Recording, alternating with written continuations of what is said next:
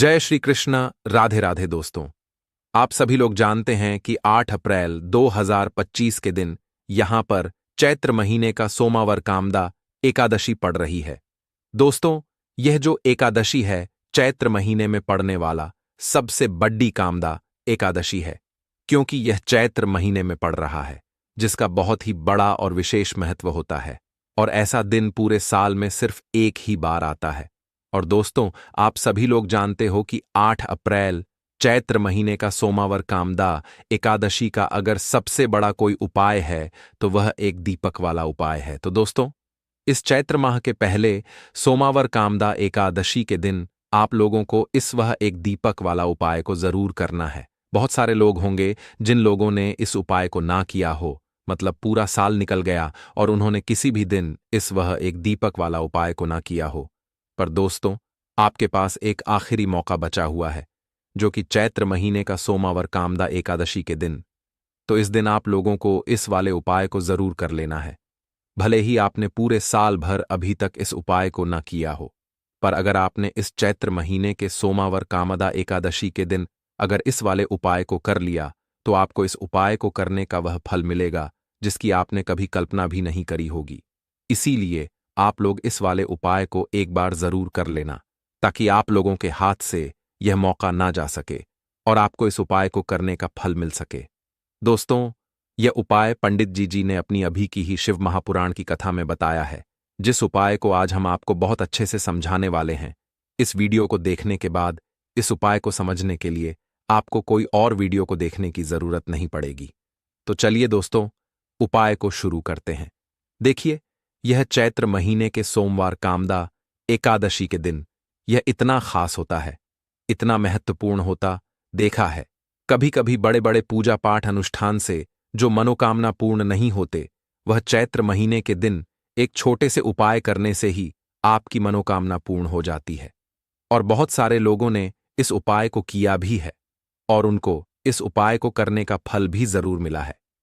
अगर आप लोग भी इस उपाय को करना चाहते हैं तो आप इस उपाय को पहले अच्छे से समझ लेना, सुन लेना, उसके बाद करना। आपको इस उपाय का फल जरूर मिलेगा। और इस उपाय को कर लेने से आपके घर में चाहे किसी भी प्रकार की दुख और समस्या क्यों ना चल रही हो, आपको उसका कारण भी नहीं पता है कि भाई ये समस्या किस कारण से चल रही है, उसका कुछ भी कारण हो सकता है, जैसे पर दोष हो सकता है या किसी भी तरह का मंगल दोष भी हो सकता है। तो इस दिन आप लोगों को एक दीपक वाला उपाय कर लेना है। ये एक ऐसा उपाय है जिस उपाय को अगर किसी विशेष दिन पर किया जाए तो भाई उस विशेष दिन का जो है वह तो हमें मिलता ही मिलता है, पर हमने उस दिन पर इस उपाय को किया है तो हमें उससे भी बड़ा फल मिलता है और फल बहुत जल्दी मिलता है, क्योंकि आप इस उपाय को बहुत ही बड़े और विशेष दिन पर कर रहे हो। तो चलिए अब उपाय के बारे में बात करते हैं, लेकिन उससे पहले आप लोगों को यह जानना आवश्यक है कि आखिर यह उपाय किस समय करना है, किसको करना है और कैसे करना है।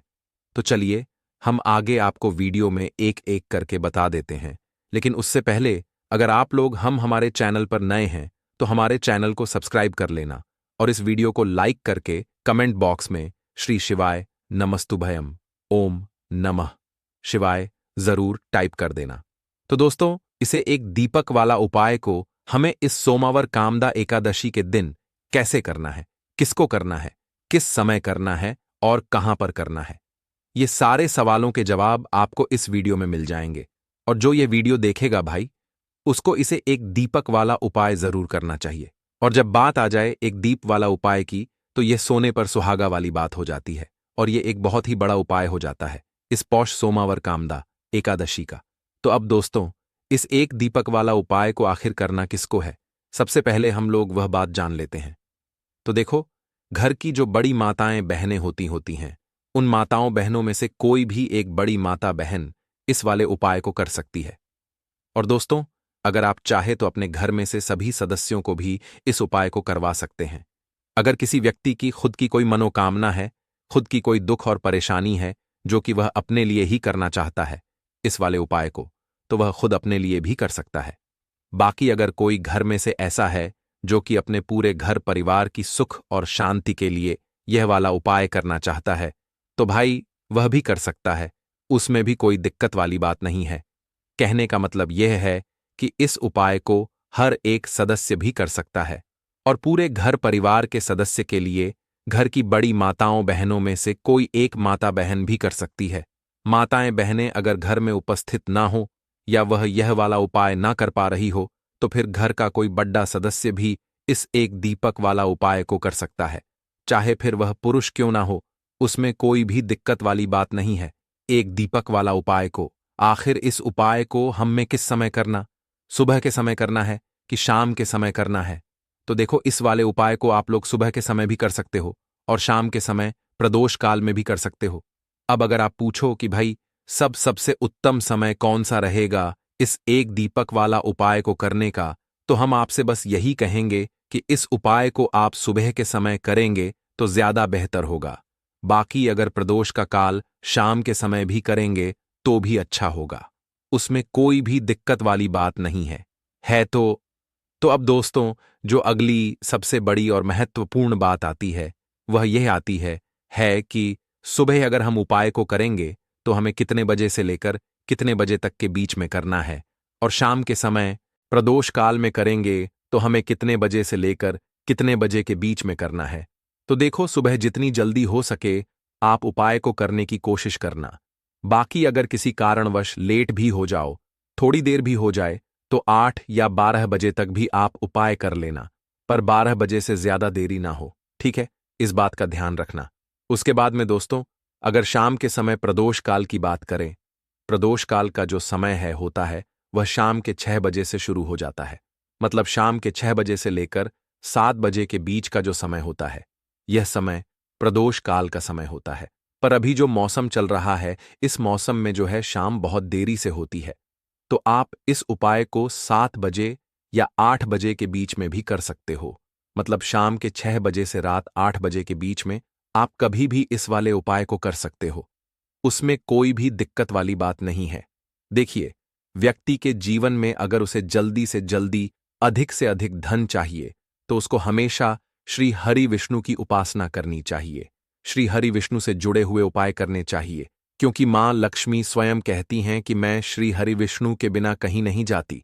मां लक्ष्मी हमेशा वहां होती हैं जहां श्री हरि विष्णु होते हैं। अब श्री हरि विष्णु को सबसे प्रिय है तुलसी जी का पौधा। अब तुलसी जी के पौधे से जुड़ा हुआ ही उपाय आज की वीडियो में आपके लिए बताने वाले हैं।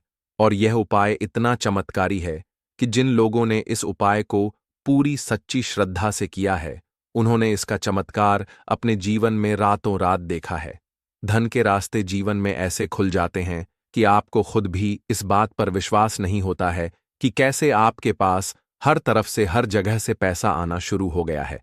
मतलब जो आज आप अपने जीवन में बहुत ज्यादा सोचते हैं कि कैसे यह निर्धनता दूर होगी, कैसे यह पैसे की कमी दूर होगी, कैसे आप धनवान बनेंगे, कैसे आपके पास पैसा आएगा, तो ऐसा समझ लीजिए कि आज की यह वीडियो का जो उपाय है, इसे सच्ची श्रद्धा से करने से रातों रात आपका भाग्य भी चमके, आपकी सोई हुई किस्मत भी जागेगी।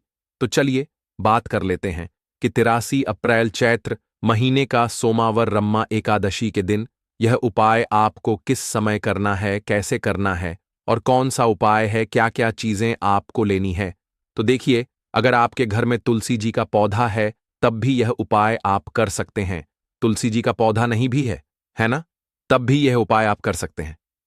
तो देखिए, आपको सबसे पहले यहां पर लेना है एक मौली धागा, जिसे हम कलाबागान है। अच्छा, मौली धागे में 2 कलर आते हैं। एक तो आता है लाल रंग का मौली धागा और एक आता है लाल और पीले रंग का मौली धागा, ठीक है ना? और एक पीला भी होता है जिसका रंग केवल पीला होता है। आप कोई सा भी मौली धागा यहां पर ले सकते हैं। अब यहां पर आपको थोड़ी सी पिसी हुई हल्दी लेनी है, जो कि श्री हरि विष्णु से ही जुड़ी हुई है। थोड़ा सा पानी जल डालेंगे उसके अंदर और उस हल्दी को थोड़ा गाढ़ा गाढ़ा घोल लेंगे, उसका पेस्ट बना लेंगे। अब मौली धागा आपने लेना है थोड़ा सा, ठीक है ना? और उस हल्दी के अंदर आपको अच्छे से उसे डुबा देना है। मतलब हल्दी का लेप उस मौली धागे के ऊपर आपको लगा देना है। अब इस हल्दी के जो धागा है, जो मौली धागा है, इसके अंदर आपको 3 गांठें लगानी है। कितनी गांठ लगानी है? 3। अच्छा, तीनों गांठों पर आपको बोलना है ओम नमो भगवते वासुदेवाय नमः। ओम नमो भगवते वासुदेवाय नमः मंत्र बोलना है और इस कलाब में 3 गांठ आपको लगानी है। अब यह कलाप का जो जिसमें आपने 3 गांठ लगाई आपको तुलसी जी के पौधे में सोमावर कामदा एकादशी के दिन बांधना है। श्री हरि विष्णु से कहते हुए मां तुलसी से कहते हुए कि मेरे जीवन से निर्धनता, पैसे की कमी, गरीबी, धन से जुड़ी जितनी भी समस्याएं हैं उन्हें आप दूर कर देना। विशेषकर मां तुलसी से आपको प्रार्थना जरूर करनी है, क्योंकि मां तुलसी की कोई भी बात श्री हरि विष्णु कभी नहीं टालते हैं। तो देखिए, इस उपाय को अश्विन महीने का सोमावर कामदा दशी के दिन आपको किस समय करना है। सुबह भी कर सकते हैं, शाम को भी कर सकते हैं। बस सूर्य अस्त होने के बाद यह उपाय आपको नहीं करना है। मतलब जब सूरज छिप जाता है उसके बाद यह उपाय आपको नहीं करना है। उससे पहले पहले आप किसी भी समय इस उपाय को कर सकते हैं। साथ ही साथ शाम के समय में अगर यह उपाय आप सुबह को कर रहे हैं तो शाम के टाइम पर आपको तुलसी जी के पौधे के पास एक देसी घी का दीपक जरूर प्रज्वलित करना है। अच्छा, दीपक तो बहुत सारे लोग एलजी के पौधे के पास लगाते हैं, लेकिन गलती कहां पर कर देते हैं। देखिए, सीधे सीधे आपको ना दीपक जमीन पर नहीं रखना है। या तो आप छोटी सी प्लेट ले लें, उसके अंदर आप दीपक रखें, और या फिर आप क्या करें, थोड़े से अक्षत चावल के जो दाने होते हैं, जो टूटे हुए नहीं होते हैं, वह आप पहले रख दें और उसके ऊपर ही आप दीपक रखें। फूल की पंखुड़ियां भी ले सकते हैं, उसके ऊपर भी आप रख सकते हैं। रखते सम भी आपको तो तुलसी से प्रार्थना करनी है। उनसे कहना है कि मेरे घर में हमेशा धन धान्य भरा रहे, हमेशा धन की वृद्धि होती रहे और फिजूल खर्ची से मैं हमेशा बचा रहूं, कभी भी मेरे घर में धन की बर्बादी ना हो। तो देखिए, यह उपाय जब आप सोमावर कामदा एकादशी के दिन करते हैं तो ऐसा समझ लीजिए कि मां लक्ष्मी और श्री हरि विष्णु जो है वह आपके घर में आकर वास करते हैं। अष्टलक्ष्मी का आपके घर घर में वास होता है। कभी भी धन को लेकर आपको अपने पूरे जीवन काल में परेशान नहीं होना पड़ता है, क्योंकि हल्दी जो होती है यह आपके गुरु ग्रह को भी मजबूत कर देती है, श्री हरि विष्णु को प्रसन्न कर देती है। और यहां पर आपने तुलसी मैया से जुड़ा हुआ उपाय करा है तो श्री हरि विष्णु तुरंत आपकी मनोकामना को पूरा करते हैं। जब मान तुलसी आपकी विश, आपकी इच्छा, आपकी मनोकामना श्री हरि विष्णु से कह देती हैं तो यह उपाय इतना चमत्कारी है कि रातों रात इसका चमत्कार, इसका जो प्रभाव है वह अपने जीवन में आपको देखने को मिलेगा। बस पूरी सच्ची श्रद्धा से आपको यह उपाय करना है। तो यह पहला उपाय है, तुलसी मैया से जुड़ा हुआ उपाय है। अब बात कर लेते हैं दूसरे उपाय की। दूसरा उपाय जो अब आपको बताने जा रहे हैं, यह उपाय भी सोमावर कामदा एकादशी का ही है। और इस उपाय को करने से आपका जो भाग्य है वह उदय होता है, चमकता है।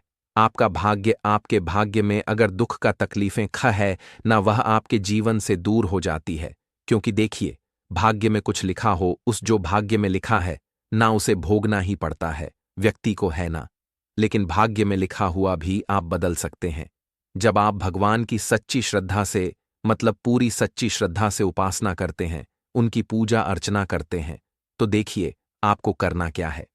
यहां पर आपको लेनी है एक छुटकी पिसी हुई हल्दी, और हल्दी आपको थोड़ा सा जल डाल, लकड़, थोड़ा सा गंगा जल डालकर इसका गाढ़ा गाढ़ा सा पेस्ट बना लेना है। और हल्दी का तिलक सबसे पहले आपको श्री हरि विष्णु को लगाना है। सबसे पहले श्री हरि विष्णु के लगाएंगे और फिर वही हल्दी का तिलक आपको अपनी कलाई पर, ठीक है ना, और अपने मस्तक पर लगाना है। इस उपाय को जब आप करते हैं तब आपको श्री हरि विष्णु से कहना है, मां लक्ष्मी से कहना है कि मेरे दुख, मेरे जीवन में जितने भी दुख हैं, कष्ट हैं, जो मेरे भाग्य में लिख गए हैं, उन्हें आप दूर कर देना। आपकी कृपा होगी तो जीवन का बड़े से बड़ा दुख और कष्ट भी दूर हो जाएगा। तो देखिए, जब इस उपाय को आप करते हैं ना, तो हल्दी जो होती है यह एक जगह से, मतलब एक दिशा से सुख और स्वभाव भाग्य को नहीं खींचती है।